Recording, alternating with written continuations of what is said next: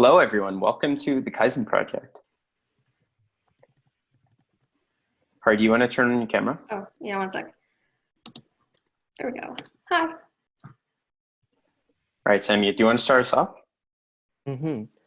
So for very quickly, anyone who isn't familiar with our previous webinars, let's take a look here. Essentially, we are a youth company that runs the Kaizen Project. So it's a podcast that focuses on student life and career exploration. So here's our YouTube channel, and you can find all of our previous podcasts and webinars. So we had many cool guests come on, such as episode 2 over here. That's Giancarlo Sessa. He's the CFO of Blade Filters. Episode 4, that's Lucia Lee. So she's the manager of the entire company program in Ontario for junior achievement. We also have many cool guests that have come on, and we'll post those episodes soon, such as Omar Rahman. He's a CEO of a startup and a French immersion teacher at Trudeau High School, also a DECA advisor, a soccer coach. And we have many other students, such as Andrew Toye, a PhD student from U of T. So those will be posted soon, and our previous webinars over here are also posted. So we had a panel with many high-level business professionals, a keynote speech here by Avi Grandin. He's the CEO of Variance Marketing, and his speech is about why you should start a startup right now in high school. As always, our Spotlight Pathways webinars will be posted just right here. So this one's a U of T versus Waterloo Engineering, U of T versus Comp Sci Engineering, and Queen's Commerce versus Western Ivy. So all these can be found right here on our YouTube channel. And if you want to check it out, the link to our channel will be posted right down on the chat below. All right. Well, welcome all 77 of you. I'm going to talk about how today's podcast and webinar is going to run. We'll start briefly by introducing our guests, or they'll introduce themselves, don't worry. And starting from now until the end, you can put all your questions in the Q&A box. Upvote any questions that you would like to see answered. And based on the flow of discussion, we're going to ask those questions. And yeah, you'll hear about them. Just a final reminder that there's no swearing in the chat room. And yeah, back to you, Sammy.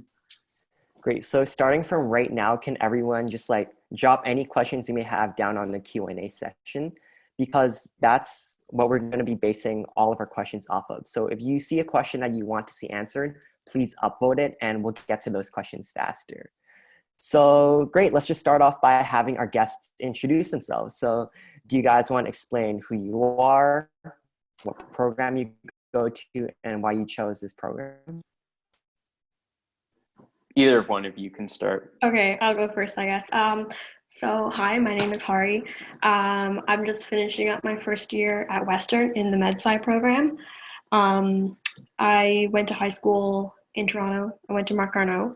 I was in the TOS program, and yeah, that's pretty much me. My name's Laurie. I'm in first year health science. I graduated from purely at Trudeau, so I know Mr. Muraman as well. I chose, was it why you chose my program? I chose health science because I've always been interested in life science and health science in general, and it just seemed like the natural next step for me.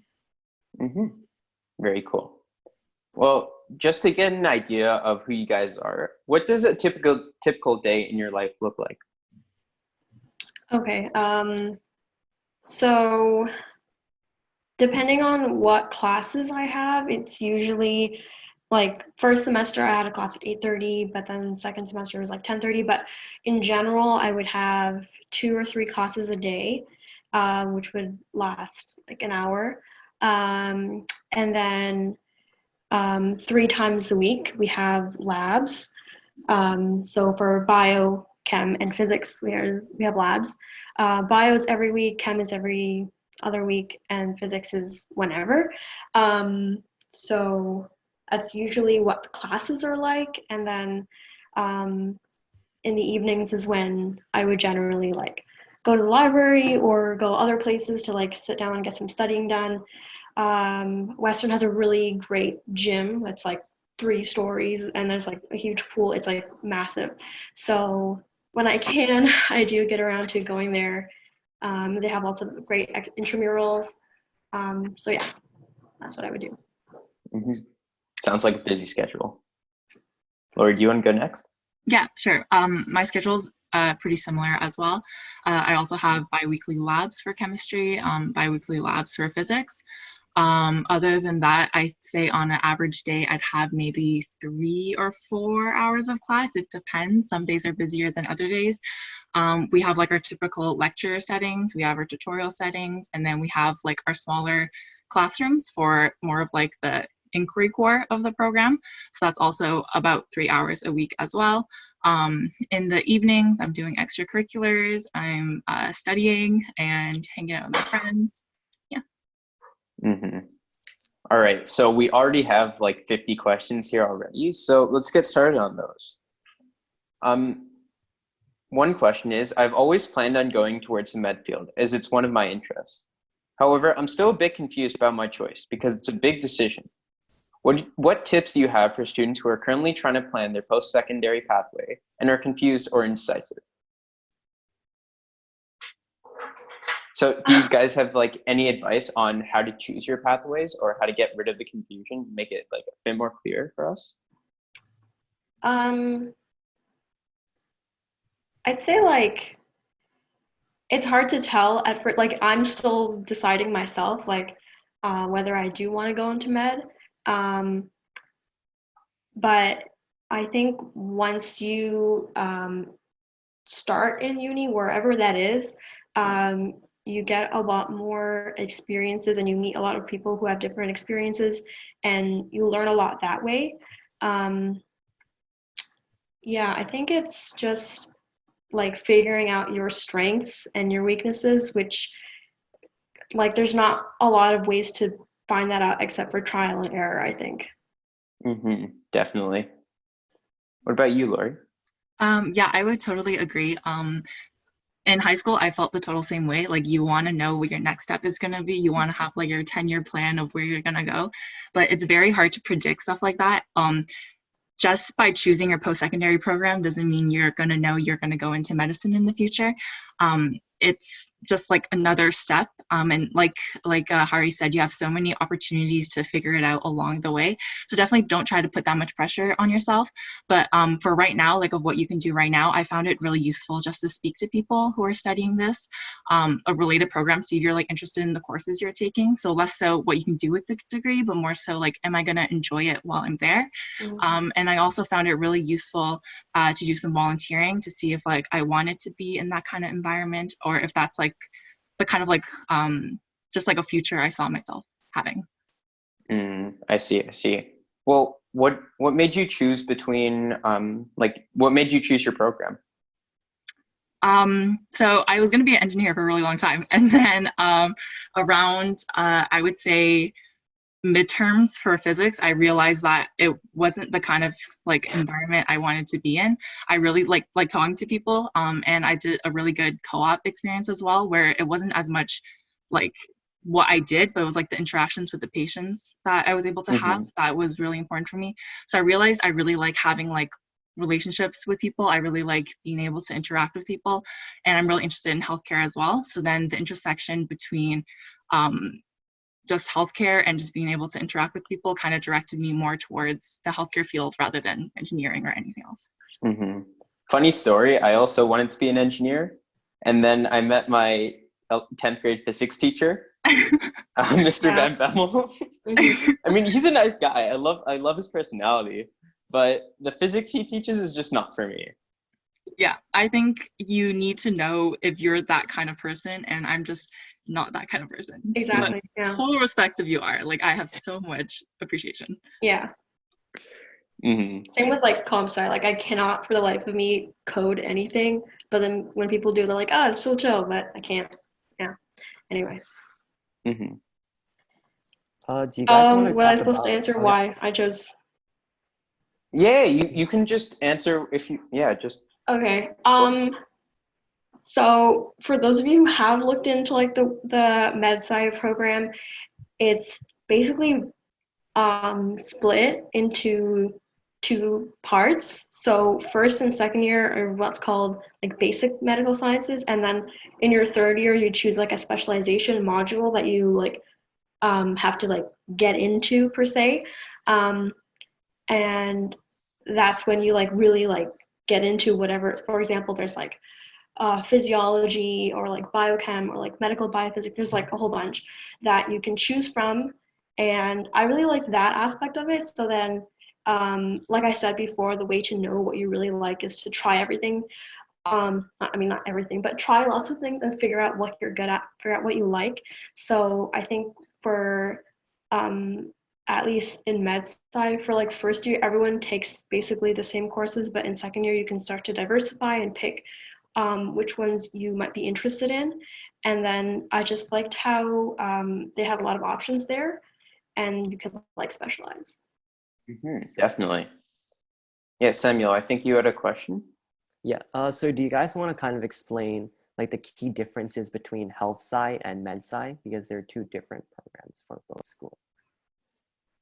I can talk about health sci first if you want it, and then you can. Okay. So I think a lot of people have the same question. I know I did as well. So there's the life sci program at McMaster, and there's the health science program at McMaster. And what makes health science different itself is part of it is also how it's taught compared to life science. So life science at McMaster is more of your typical university, I guess, like teaching style, like a lot of lectures, you have tutorials as well. But health science has like its own problem-based solving kind of core and an inquiry core, that's what they call it. So it's kind of like a way of teaching that they kind of incorporate. And as well as the courses we take, we aren't just focused on, let's say, like the biochemistry part of it. We also have courses that relate more to like the social determinants of health. So I would say it's health from a multidisciplinary standpoint. So so you do have your chemistry courses, but I have courses that where we talk about like the social determinants of health and what determines that. Okay. Yeah, I think you summed it up pretty well. Like there is also health science at Western, and like I have friends who are in it, and it's very like what you said, like the courses we take itself are like very different, like personal social determinants of health, whereas for med sci, at least for first year, and I even continuing second year, it's very just like science based. So I took like calc, bio, chem, physics, and then like math, and then you get one elective for first year. And then second year, you get a little bit more leeway, but more electives, but it's very just science at this point. So in terms of getting that like multidisciplinary aspect of like health and healthcare, you would have to either like do health sci or choose to do some extracurriculars where you get that kind of experience. Which one's your favorite course so far? I really like bio. Our bio this like for the past couple of years, the med sci bio has been doing a blended learning module. So basically what they do is you do like a reading and like take notes and whatever, you do that before, and you do a quiz before. And then when you go to class, the lecture is like based on what you read. So if you didn't read it, you won't get the lecture. Like you have to have done that, and like it's like built on that. And then after that, you have like a quiz in between. It's like there's like cycles of lectures. I'm not sure if I'm making sense, but yeah, it's really like structured like that. And then for the exams, it's mostly based on lectures. So if you just read the textbook and go to your exam, it's not going to work. Like you have to be engaged in learning. Okay. I mean, what's the difference between that and like any other course? Are they more based on your textbook? I mean, every course has like a textbook and then like a lecture, but for example, like chem, I think you'd be able to get by just reading the textbook and doing the problems. At least that's basically what I did. And like same for like physics. And yeah, most of the other courses are just like you do the work and you read read it and you do like the practice problems. But bio was a little bit more like applications. So instead of saying like what is the name of this DNA promoter region, whatever, the questions are more like, if you took this out of this and like changed something, this how would this affect? Like there's nothing in the textbook or in the lecture that specifically says that, so you have to do like your own thinking. So that's why it's a little bit different from all the other courses. Okay, that's pretty cool. Mm-hmm. Laurie, what do you think? My favorite courses, I had this one course called cell biology. So in my program, we don't take, I guess, like the life side biology. We have this one called cell biology. So it focuses a lot more on, I don't even know. I don't know, but it's, it focuses a lot more on, I would say, like more medical related biology, if that makes sense. So we don't learn about evolution. We learn a lot more about like over-the-counter drugs and how they work, and we learn about like the signal pathways and what they go through. But I'm sure that's also a course that you can definitely take in MedSci as well. So I love that course. We had like guest lecturers of like profs, and they would come in and tell us like what kind of research they're working on, and they would teach us, share their research, and also kind of like teach the course itself along with their research. That was really cool. I love that one. I also had this other course called Problem Solving and Multidisciplinary Problems in Health. And similarly, we had like guest lecturers, and it wasn't always doctors. It would be like public health officials, and they would come in and share what their organization is doing.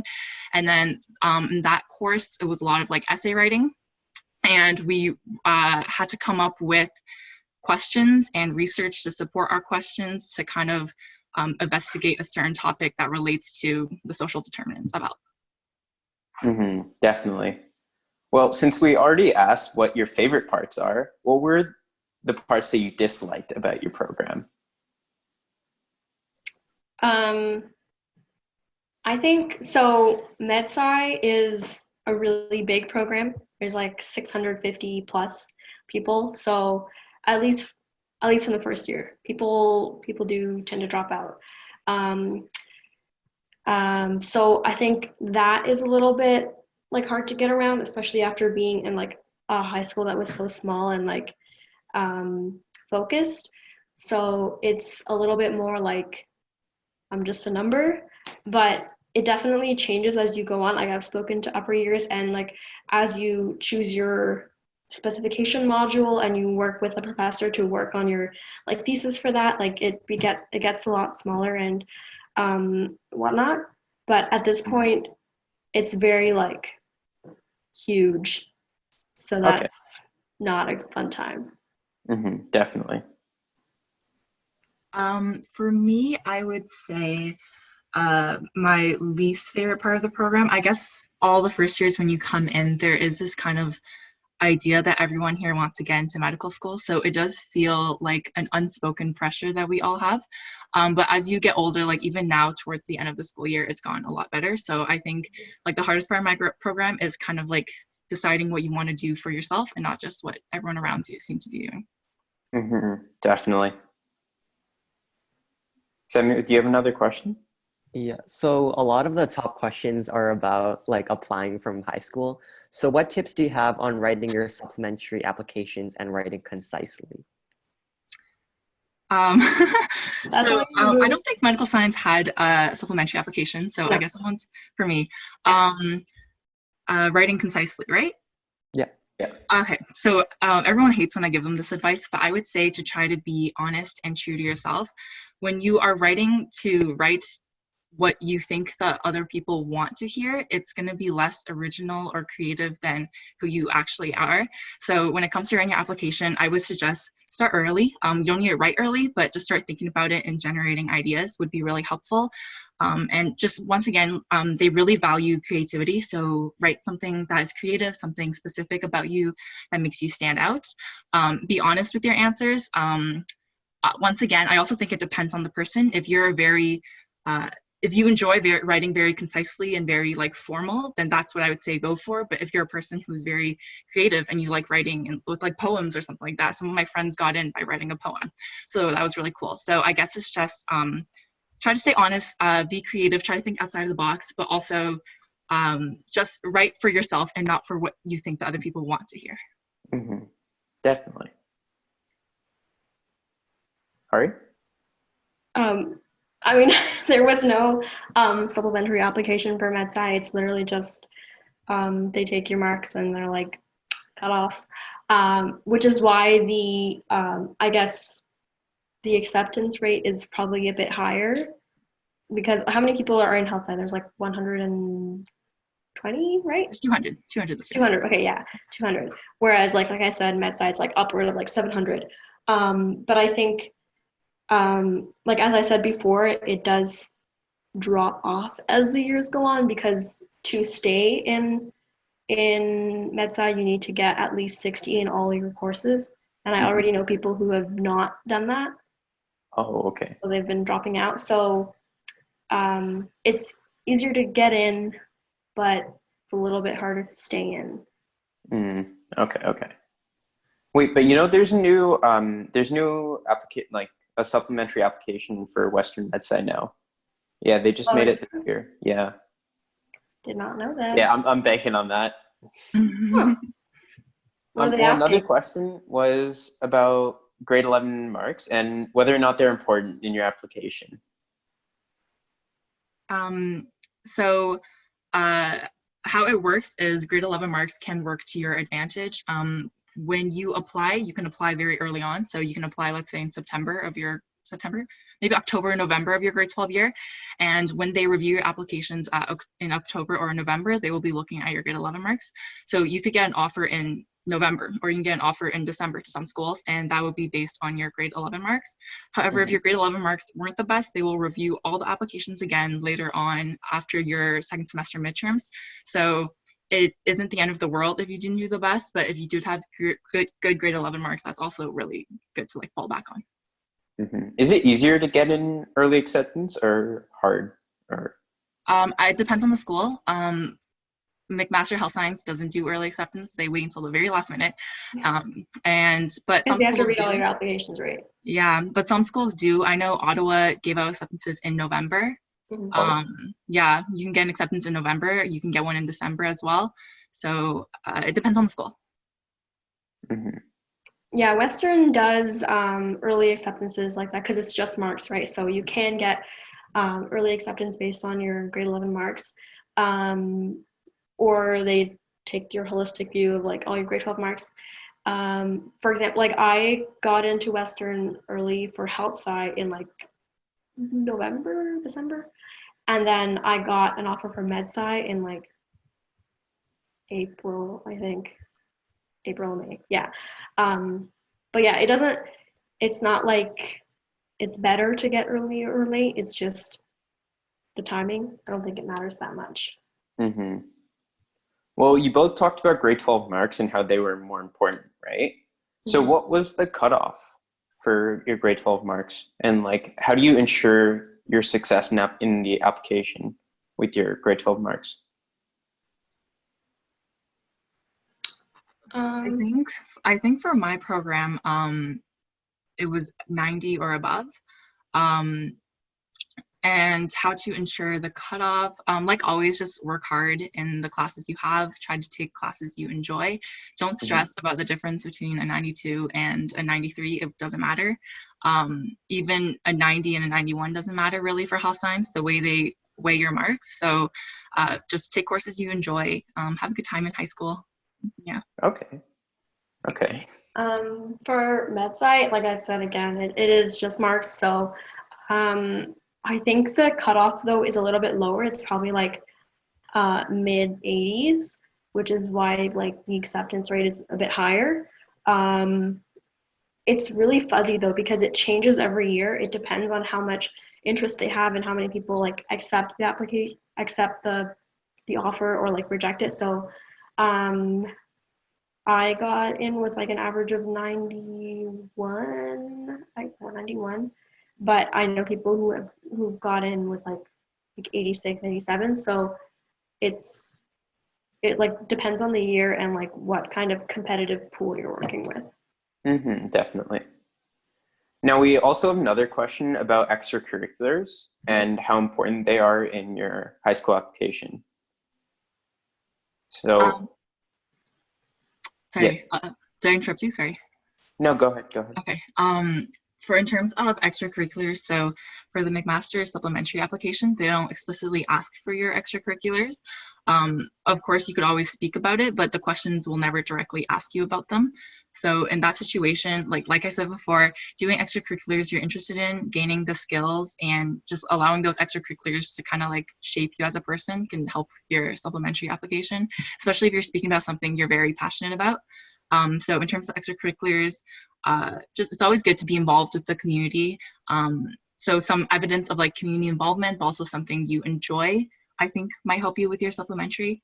But don't be too fixated on like a recipe textbook step to get there. Like there is no like cookie cutter way to get in. Definitely. Yeah. Sorry, you're a yearbook president, right? Yeah, I was. I was. Did you write about that? Sorry? Did you write about that? No. So like I said before, they don't explicitly ask you about it. So, okay, like for example, one of the questions for my year was talk about a disease and its like the pathology of a disease and also kind of like the community around it. So there's no way to throw in yearbook in there. But it's not like I didn't gain anything from my yearbook experience. From yearbook, I'm able to write a lot better, have better attention to detail. So those are like all little things that can help you, but they won't directly get you in.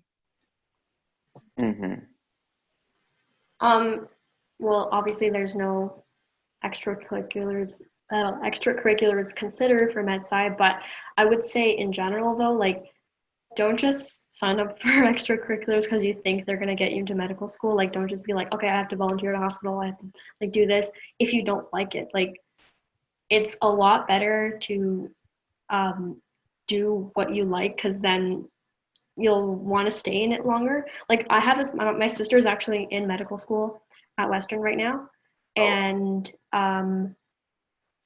she talked to my friends and I a lot about this, but like it's a lot better, it looks a lot better to have like something that you enjoy and you do for a long time versus just like, oh, I volunteered at this hospital for like a month and then I went to this place for like a week. Like it's a lot better to show commitment to something even if it's not like med related. Okay. Well, there was another question about whether or not the school actually looks at where you volunteered. You said they don't ask about it, but do they take special considerations to specific places? No. So once again, there is no direct place on the supplementary application for you to mention where you went. You could slide it in somewhere, but they don't give preference to anything. It's not something they really ask about. Okay. Now that we've discussed enough about like marks and applications, we have another question, and it's about your possible options after completing med school. So the question is, it is very common for students to go to med school after their undergrad studies to become a doctor. But is this your only option? What other jobs or careers can you pursue that still relate to medicine? Yeah, that's a really good question. Yeah, that's definitely something I'm exploring right now as well.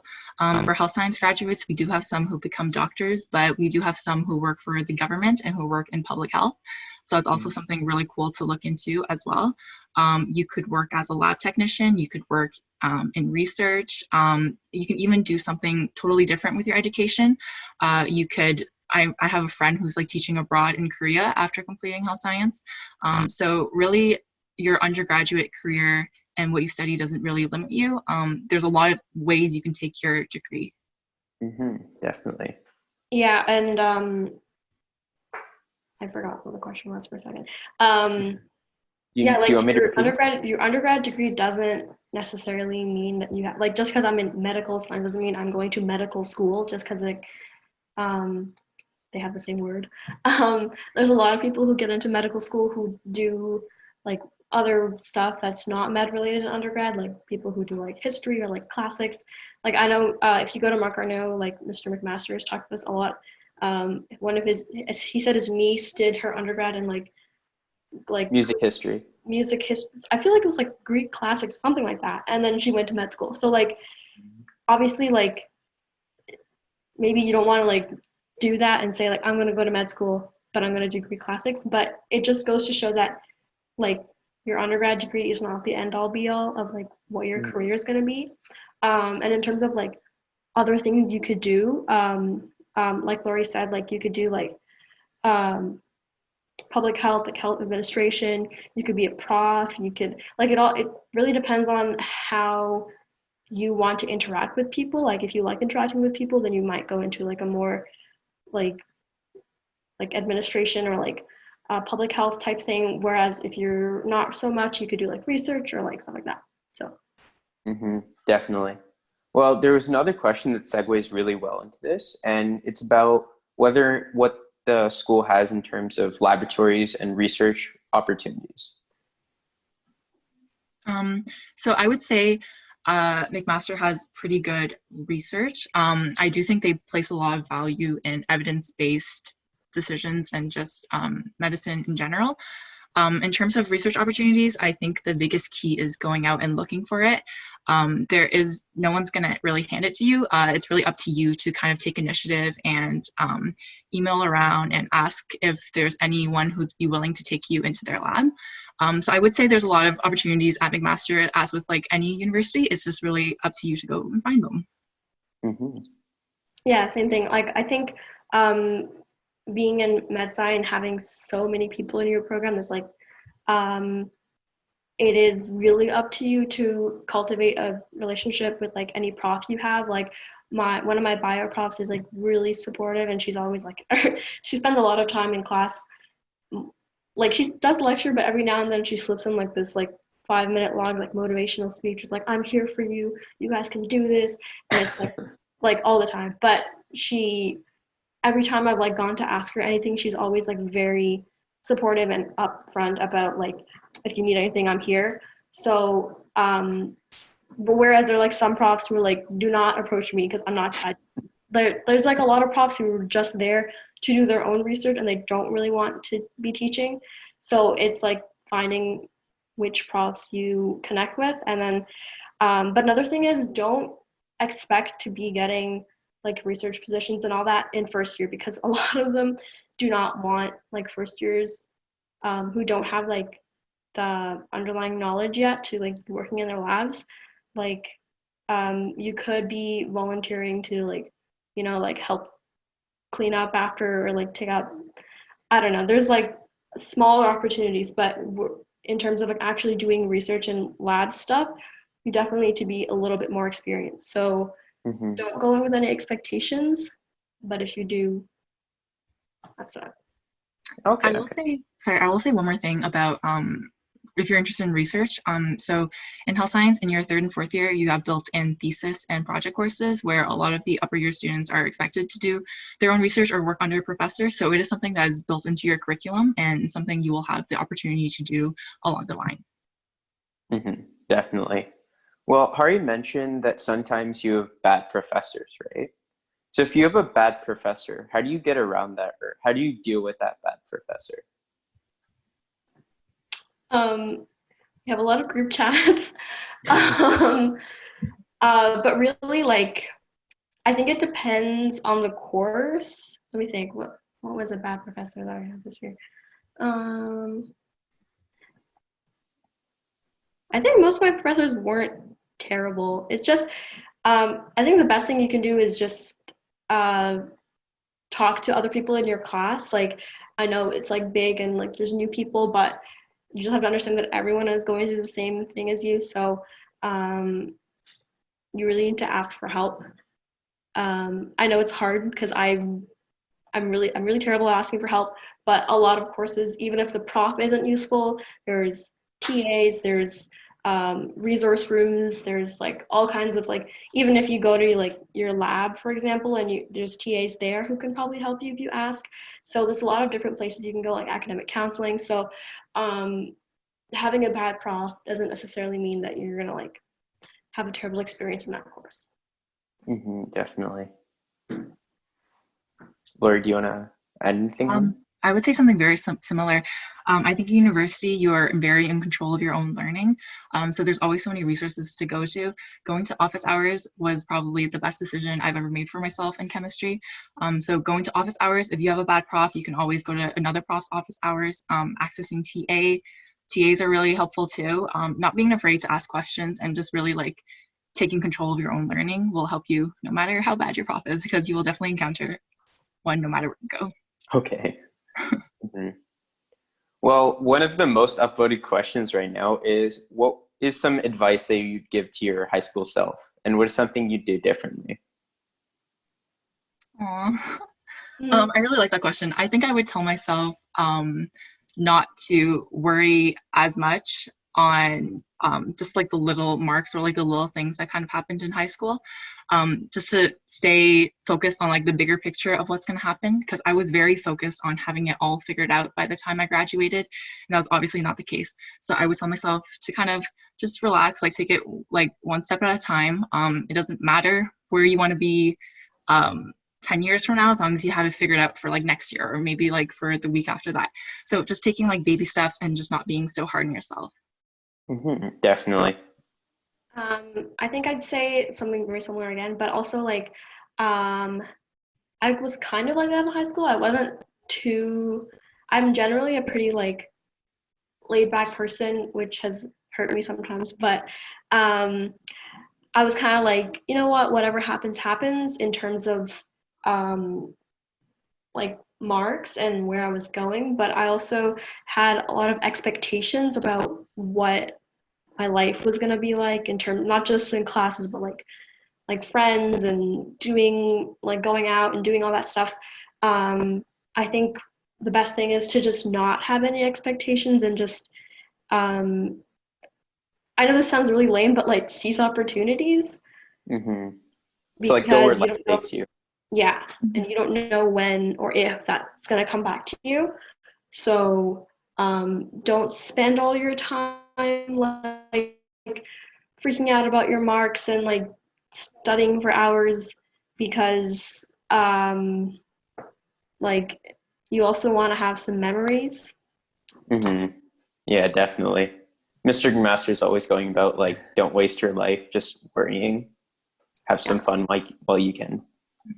Yeah, guys. Also, like, I feel like this question in particular is really important. So basically, the last 4 webinars, it's probably been asked like every single time, and every single time, like the students, they answer the same thing.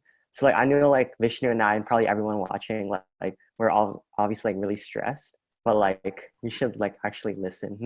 Because like if 8 people give the same advice, then it's something to. Yeah, chill out, guys. Yeah. But yeah, so another really, really big question is, what were some activities that you did during the summer related to your field? I could go first. So related to my field over this summer. So obviously, given the COVID-19 situation, it's going to be very different what you guys are going to have access to over the summer. But I worked as a camp counselor for 2 years. I've also done a lot of like random jobs on the side. I've worked as a sales associate for Bikini Village. So I've worked retail. I volunteered at a lab over the summer at University of Toronto. And I would say that's the only experience over the summer I've done that was directly related to the field. Okay. Yeah, like I mentioned before, like you don't necessarily have to do everything like related to your field. I was also actually a camp counselor at like a summer camp.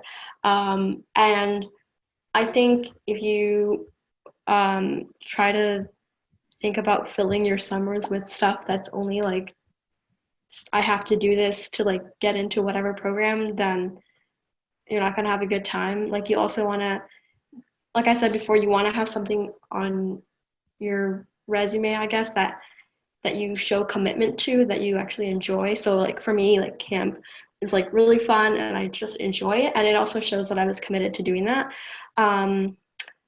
In terms of like related experience, I volunteered at like at a long-term care home. I'm trying to remember, I did stuff before, but like yeah, I did a lot of work with Girl Guides. But that's again one of those things that like I've been doing for a long time and I did in a large capacity that shows commitment versus just like little bits here and there. Okay. Yeah, it's pretty good. Well, another question was whether or not you have time to yourselves between all that studying. Yeah, I definitely think I've gotten a lot better throughout the year at maintaining like work-life balance. It's really important to make time for yourself, even in high school, just doing something you really enjoy. So for me, that was going to the gym, and I'm part of the McMaster Dragon Boat team, so that would be going to practices. So just making a schedule, sticking with it, and having like people to keep you accountable for it would really help to make sure you're making time for yourself while also studying. That's a really important point, to have people like keeping you accountable and making sure that you show up to those practices. Yeah. It's not just making that schedule. Yeah, no.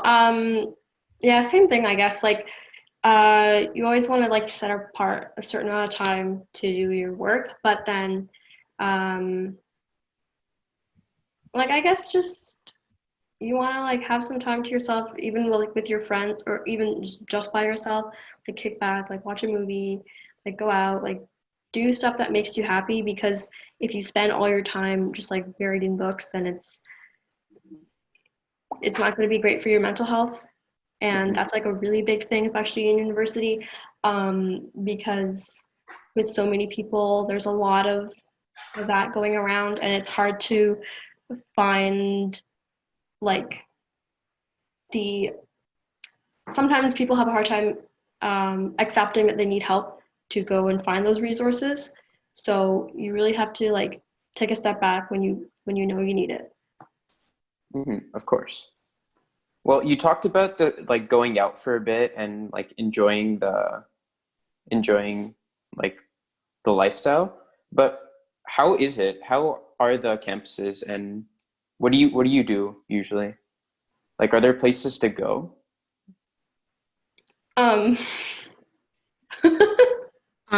So Hamilton is a very beautiful city. There's a lot of trails, which is something I liked doing when the weather was warmer. So we would go hiking, so that was really nice. In terms of other things to do on campus, there's a lot of clubs and events going around to keep yourself busy. Being in residence really helps because you're literally living with your friends. So you'd be able to go and hang out or get ice cream whenever you want. In terms of, let's say, like downtown Hamilton, I haven't ventured there myself that often personally, but there's like malls and just like your typical little city thing. I would say it is not the most suburban place, or nor is it very much like downtown Toronto. It's like somewhere in between. So I think there's something there for everyone. Okay. I know Western kind of has a reputation of being like a party school. And I'm not going to deny that. Like, it is pretty wild sometimes, but I think like it's also so big and it's really diverse, so that even if that's not your style, or you don't want to do that, like you're never going to be pressured to do that. There's always like different groups of people that you can hang out with who have different interests. So like I have friends who like don't drink, and that's like totally okay with us, and like we still like are able to like hang out and have a good time. It doesn't necessarily mean you're like left out if you don't fit in with the Western lifestyle, because there isn't really like a Western lifestyle, I think. Definitely. Well, what other programs did you guys apply to besides just these two? I applied to a lot of other like health and life science related programs. I applied to iBiomed at McMaster too, which is a really cool program that kind of combines the entrepreneurship, engineering, and health science thing and puts it all into one. So that's a cool program to look into. I applied for biomedical engineering at Waterloo, and I applied for life sci or health sci at like Queen's, U of T, Ottawa, and Western. Definitely. I'd say like pretty similar. I mentioned I also applied for health sci at Western. I did do U of T life science, Queen's health science. I think there was one more that I'm not. It's been a while. I want to say Waterloo? No, it wasn't Waterloo. McGill. No, not McGill. Yeah, I think those are the ones I can remember. But I think I kind of had an idea of what I wanted to do, so that's probably why I don't have a good memory of what I did. Yeah. Does co-op in high school help with university? Because like a bunch of my friends have been going into co-op saying that it probably helps you for university getting that early work experience, but does it really do anything? I don't think any experience is in vain, if that makes sense. I think whatever experience you are able to gather will be useful to you in some way. I did a co-op in my high school as well. I did it at a medical center, and for me, I found the most value in just being in the kind of healthcare center environment and being able to interact with doctors and patients. So I found that to be really valuable for me. In terms of university, if you are looking to apply for co-op, I do think having prior work experience would be useful. So I definitely think it's something to look into if you're interested in it. Definitely. I didn't do co-op in high school. Like I think I definitely applied for it, and then like my birthday was too late or something, so they wouldn't let me. So like, you're too young. So I didn't have that opportunity. But based on what I've heard, it is like what Laurie said. Like, you are what your experiences are. So if you enjoy it and you sorry, I'm losing my voice. If it's something that you're interested, then of course go for it, but always like don't just do it because you think it's gonna boost your med school application. Yeah, I got denied like 4 volunteering opportunities just because my birthday's in December. It's actually so sad. Yeah, so sad. Samuel, do you have a question? A lot of people are asking, would you recommend to take physics in grade 12 if you're looking into like health sci or med sci? So I took physics. I really enjoyed physics. It isn't a prereq for my program. It isn't a prereq for any life or health sci program, actually. So definitely only take it if you enjoy it. If you don't take it in high school, you could always take it in first year as well. So it's just up to you whether or not you enjoy it or not. Is it a required course for health sci or no? No, I don't think it's a required course for any life or health sci program. Okay. I took physics in grade 12. I personally do not like physics. It is not my strong suit. But I am glad I took it because physics is a mandatory course in med sci first year. So, and a lot of the material is repeated. Like, I have friends who literally kept their grade 12 physics notes and studied off of them for their exams because the prof was kind of useless. But yeah, I would recommend doing that if you were thinking of going to med sci. And because physics isn't a prereq, your first year physics course in health science or in medical science will be very similar to your grade 11 or grade 12 content. Okay. Well, I found this really good question, and it's, what are some common misconceptions about your school? I think the biggest misconception is that everyone in my program wants to become a doctor, or just because you're in health science, you are going to become a doctor. Like I said, like, your undergraduate program is just like one step on the path. There are a lot of other opportunities and venues to explore. Definitely, yeah.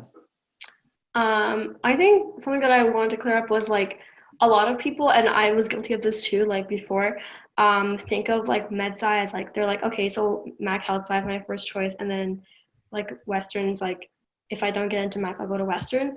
But I really don't think they're very comparable like that. Like, I've hopefully you've heard enough today that you can make that distinction. But like, in terms of like the courses and like the environment and like everything, it's just so different that you can't really compare and say like, oh, I think this is better or this is worse.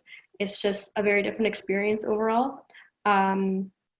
So that's something I wanted to clear up. And also like, I guess I already mentioned this, but the fact that everyone thinks that Western's like some crazy party school, not really that true. So yeah, definitely.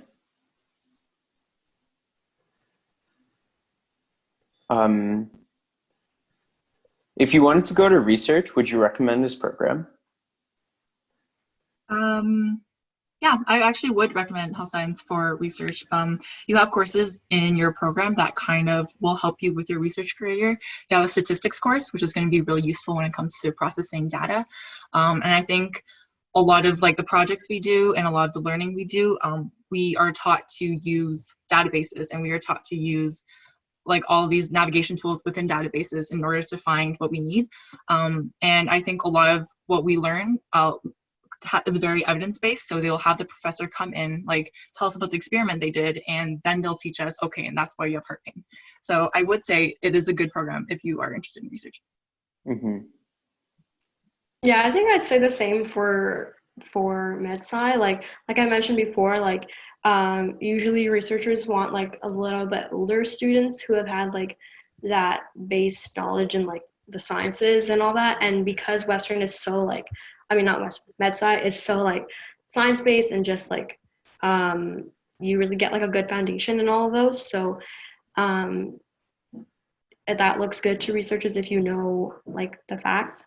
But you also want to make sure you're not just a robot, like spitting out facts. Yeah. Okay.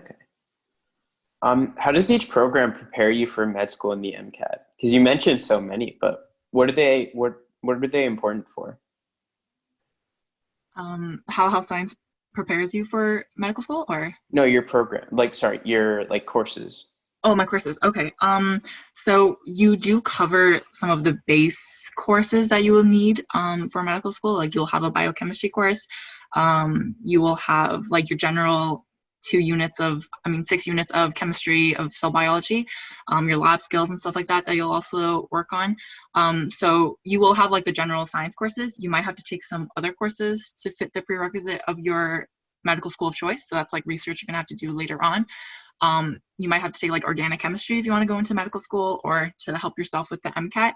But I also do think it helps that there's a lot of support when it comes to people applying for medical school or taking the MCAT, since there is enough people who are interested in that in my program. Mm-hmm, definitely. Yeah, and I think if you are thinking about medical school, it's important to know that all of them are really different. So like Western medical school has different requirements and prerequisites than like U of T, and they like look at different marks and everything. So it really differs. But I think in terms of like preparing for MCAT, like MedSci does a really good job at that, because it's just, like you'll learn all the material that you might need. In terms like for medical school, you also have to do like an interview application, all that stuff, and that's where you might need a little bit of extra support from like extracurriculars or like academic counseling to get that like human aspect of it. But in terms of like just the test step, I think MedSci does a good job of preparing it. Okay. Well, this is a question specifically for Hari. What is the main difference between general science and MedSci? Okay. It's like a really nuanced thing. So general science, you can choose to major in any science. So people can major in like biology or like chemistry or like computer science. And medical science is, like I said before, there's 2 sections of medical science. There's like first entry, which is year 1 and 2. And then in year 3 and 4, that's when you're really considered like someone who's in med-sci, if that makes sense. Mm-hmm. So basically you can be in general science and transition to year 3 med-sci if your marks are high enough. It's just a little bit harder. So, okay, there's like a good, like, if you go on the Western website, or if you, there's no open house, so you can't do that. But if you go on the Western website, there's like this like flow chart kind of. So you got like year 1, year 2, and then like you move on to year 3. But then some people who don't make it, for, like I said before, you have to maintain you have to get at least 60 in all your courses, which is not as easy as it sounds. And then if there's spaces left over in like the modules in year 3 and 4, people in general science in the competitive pool can apply and like get into those extra spots that are left. But in general, you can take all the same courses that you take in Med-Sci. If you're in Gen Sci, you have a lot more leeway there. Yeah, that's why our classes are so big, because not everyone in all my classes are like just Med-Sci, which I think a pretty big difference from like Health Sci, because it's like, it's not just your class altogether. Like there's people, there's people in all my classes from like lots of different programs. So Yeah. Mm-hmm. I don't know if that made sense. Yeah, no, that definitely made sense. Don't worry about it. The next question is, what advice do you have for high schoolers regarding burnout, either on how to take effective breaks or how to find motivation again? Oh, I feel that one. I think in terms of burnout, I think it happens to everyone, so don't be so hard on yourself. I think that's the biggest thing. I also think just giving yourself enough time to kind of like recover from your burnout, or to like work through whatever is making you so exhausted. It might take longer than a day, but I think it's important to give yourself that time, because that's probably what your mind is like asking for right now. It's just asking for a break. So making sure you're taking breaks. It also helps to talk to someone about it. I talked to my guidance counselor a lot in high school, so I would always recommend just like reaching out for help or just letting someone know. I'm sure a lot of your friends feel the same way, and it is totally natural, but hang in there because it's almost over. Yeah, it's the same thing. Like I also spent a lot of time talking to my guidance counselor in high school. Your friends will be going through a lot of the same thing. And I think another thing is try to find something that you enjoy, like a hobby or like something that makes you feel good. So like for some people that's like working out, or like baking, or like drawing, like something that you enjoy that's just for you, that can take your mind off whatever you're doing. And I know that you probably heard that before, but like it definitely does work. Like for me, like sometimes when I'd be like super stressed out for an exam, I would like stop, and like I really enjoy doing makeup, so I would just like drop everything and just like do a full face of makeup just for no one. And it made me feel better. And then I'd get back to studying with like a full face of makeup on just by myself. So just find something that you enjoy and take time. Definitely. Okay. Next question. What do you think the admission officers look in your supplemental applications? Okay. So your admission officers at McMaster, it's going to be health sci faculty. So it's going to be our dean, it's going to be our profs, it's going to be all those people. And it's also going to be fourth year health science students who are going to be reviewing your application. So I think what they are looking for, I think they are looking for someone who is creative. I think also someone they think would be a good fit for our program itself.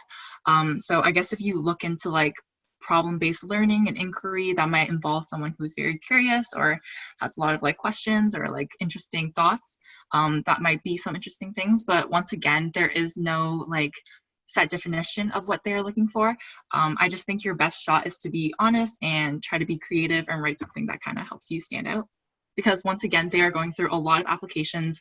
I think they had 5,000 this year. And given the graduating class, like let's say 200 people are going to be reading your applications, plus like 20 professors or faculty. Each person's going to be reading a lot of applications. So it is really helpful if your application is interesting and stands out. This question was actually by Scott, and he asks, if one of my responses was not as strong as I'd like it to be, do you think my chances of getting in are ruined? So this is for Mac Health Sci. Okay. Well, I definitely don't think that's the case. Each response is read twice. So if one person doesn't like it and gives you a really low mark and someone else gives you a really high mark, they're going to review it again. So it's definitely not the end of the world if you think one of your applications isn't as strong. There is no way of knowing how strong your application is or how well it compares to the applicant pool. So at this point, I would just say, I don't think your chances are ruined. I just think the best thing for you to do right now is just to be patient and wait, and just know that you put your best effort into it. So you should be proud of what you put out. I also I know that I don't have an experience with this, but I'm pretty sure from my friends who applied, like each question is not like related to each other. So it's not like if you do bad on one question, like they're gonna carry that with them into reading the next question. I think that makes sense. Mm-hmm. Right? Okay. What courses were super challenging for you guys this year or in the past? Physics. Physics? Okay. But that's like, I think like the material was very similar to grade 12. I think the transition to how it was taught and how it was tested was just a little more hard to get used to. But also I just want to say, like, in general, don't expect your marks to be the same as they were in high school. Like in high school it was like, okay, like high 80s, 90s, whatever. And even if the material is similar or like you've seen it before, chances are you're not going to get the same marks that you did in high school, and that is totally fine. So don't freak out about that. But yeah, physics was a bit of a rough one, but it's over. Mm-hmm. So. Definitely. For my first year experience, I really struggled with cell biology, even though it was like my favorite course. We had this one assignment we had to do where you're given, it's kind of like the last supplementary question of the application, where you're given kind of like a case study. You're given like data and you're asked to interpret the data and come up with a hypothesis and possible experimental design based off of the data you're given. So for a bunch of students in health science who are used to getting like 90s in high school, all of us averaged like 70 on that evaluation, and that's just how university works. So yeah, don't be too hard on yourself if first year isn't as good, because you're always adapting your learning strategies as you move through your program. Mm-hmm. Yeah. Samuel, do you want to ask a question? Sure. So we're gonna like wrap up really soon, but we have like 2 more questions. So the first question is, so you guys recommend res, but like which buildings in particular do you guys recommend? Mm-hmm. So for McMaster, you don't get to choose. You don't get to choose what building you're part of, which is unfortunate. I know I really wanted a single room going in, but I'm so happy I got a double room and I had a roommate, because I think just the community feel of residence buildings that are double rooms or more like that is just a lot tighter, in my opinion.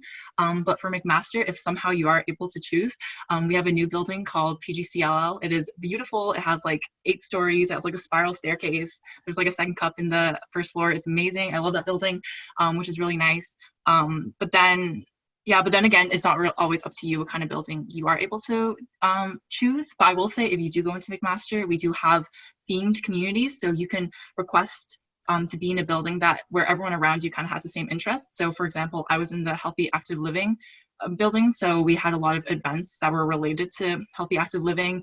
I would go to like the gym with all my floor mates because we all had the same kind of like interests. Mm-hmm. Yeah. For Western, I actually did not live on residence, which was, I wish I did, but residence at Western and Western in general is like really expensive. So that was like something I couldn't do, but I did spend a lot of time on residence with like my friends. Like I slept over there all the time. And I think it depends on what kind of lifestyle you prefer. Like if you're like really like outgoing and you enjoy being with people, then you can do like a traditional style, which is literally just like 2 beds in a room, and then your bathroom is like shared with your floor, which is for some people that's like not a good time because they like having their own space to do their bathroom stuff. But it is a lot like more fun, I guess. Mhm. But the most coveted residence, I think, at Western is Ontario Hall, and it's like the newest. It was like built with like 2013. It literally, like, I slept there like all the time because my friends were there, and it literally feels like a hotel. Like, it's so bougie. Um, but yeah, it also, again, you don't get to pick. It's based on if you have an average above 90, you get one of your top 3 picks. But Oh, you okay. can't say like first, second, or third. Like you rank all of them, and then if you're above 90, then you're guaranteed one of your top 3 picks. Otherwise, it's just whatever. Damn, that's kind of tough. It's okay though. It's like wherever you go, like you can find people that you connect with. Like, and like Laurie said, like there's like they have what's called live and learning communities, so you can be placed on a floor with like people who are in the same program as you, or like there's like a live and learning community for like Indigenous youth. There's like one for like LGBT youth. It's like that you like when you're doing your residence survey, you like check off all the things that you would be interested in, and then they place you based on that too. Mhm. Okay. Speaking of the residence being really expensive, what's like the tuition breakdown for you guys? That's our last question. Or like all your expenses. I think for me, so once again, depending on your residence style, it will cost a different amount. If you have your own bathroom in your room, it will cost more. I think my residence fees overall was $7,000, and then I had another $4,000 for meal plan, which is mandatory at McMaster if you choose to live on residence. And then tuition for first semester and second semester, I think was $7,000. So I think it totaled to around $20,000 plus or minus. Mm-hmm. For me, my tuition was about 8,000. And Western also has like all these extra things. If you like look into their, they have like a list of all the things you're paying for. They have like a dental plan, they have a health plan, like all that stuff is included. You can opt out of it if you want. O week, like the orientation week, also costs like $200 or something. But I would highly recommend not opting out of it because it's like a great time, and that's where you meet a lot of people. I didn't live on residence, but like I said, Western residence is really expensive. Like the cheapest one is like 8 or 9,000, and then another 5,000 on top of that for a meal plan, which is mandatory. So it is a bit pricey. Like OHAL, I think is like 13,000 for the year, and then another 5,000 for a meal plan. So it's pretty pricey. Mm-hmm. Well, Sammy, do you want to start wrapping it up? Yeah, let's go for it. So this is going to be the end of Spotlight Pathways Day 4. So thank you to everyone who came out today. And we hope that you learned a lot from our guests. So thank you to our guests today for joining us and speaking to over 80 students. As per tradition right now, if you would like to connect with the rest of the attendees, drop your LinkedIn right below and we'll stay connected. So one last thing, as you may already know, this is our very last webinar out of our series. Thank you to our 8 university students who for blessing us with their knowledge, and to my exec team who spent hours on hours actually planning each of these webinars out. Also, congrats to the 4 of you guys who've won almost $100 worth in prizes on our giveaway. And lastly, to the 750 registrations this month, thank you for everyone who registered, and especially to those who showed up. Yep. Thank Definitely. you. I will say one more thing. Sorry, if anyone has any, I know there's a lot of questions there just seems to be a lot of questions in general. So if anyone has any other follow-up questions, they could just find me on Facebook or on Instagram. I'm sure if you look Laurie up, you'll find me there somewhere, and I'd be happy to take any questions. Just mention where you found me from. Yeah, me too. I'm on Facebook and Instagram, whatever. Okay. Yeah, but everyone who's still watching, please do us a favor and check out our podcast. It's called the Kaizen Project. It's on YouTube and Spotify. We're going to have a ton of cool guests still coming on, and we're expanding, creating fun videos for everyone. Now, one last thing. Do you guys ever remember like Dumb Ways to Die. You know that level where it says don't press the red button and no one passes it because everyone pressed that red button? Well, we're going to make it easier for you. Press that red button on the subscriber total, and it'll be really easy. Trust me. To die. Yeah. Wait. No, that's not what I meant. But anyway, stay safe and stay tuned. We hope to see you all again soon. Bye. Have a great summer, everyone. Stay safe and healthy. Stay safe, guys. Bye.